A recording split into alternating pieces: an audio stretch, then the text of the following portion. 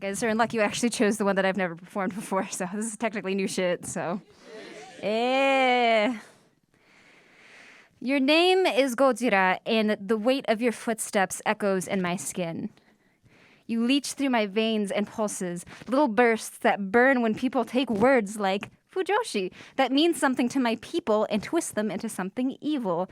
When they adore my art, but still call my people perverts, make sneering comments on about how all my people are all obsessed with young girls and breasts, mock our porn even though I know you watch it. When they tell me my culture was a mistake, I wish sometimes my fingers could sprout your claws so I could reach them.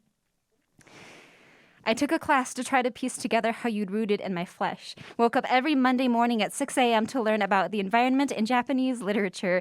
Read stories about what it means to see a person's flesh melt while they still lived. Pored over documents that proved Americans knew what the bombs would do and dropped them anyways. How they did the math and decided that 300,000 of my people's lives were only worth a message to Russia. Most days I left class shaking. When my classmates walked around me, already making plans for lunch, I knew they wouldn't understand. But I saw skyscrapers in their shapes, and I pictured glass crushing in my palms. That same semester, I watched Anthem, a musical about internment by George Takei, with my family in a near-empty theater. The only other people in there were Japanese American. What a surprise. I think about the way I watched the characters die for this country, even though their fellow soldiers refused to call them by their names. And I thought about how all of my elders have American names. Not Kiyoshi, but Harry. Not Teruko, but Terry. And I felt acid stream down my cheeks and spill into my mouth. I learned more about internment that day than I had ever learned in school. I wish I held more of you inside of me.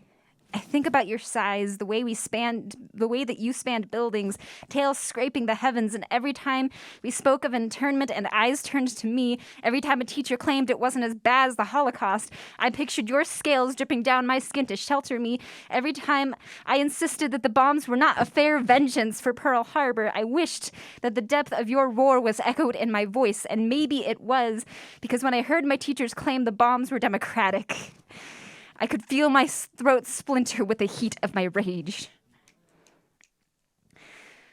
Sometimes you come when I'm not ready. When I stood on the stage as Rosie the Riveter, the star of the show, and heard that actor call out his lines about how we were beating the Japs, my blood was your roar in my ears, and it made my fingertips tremble.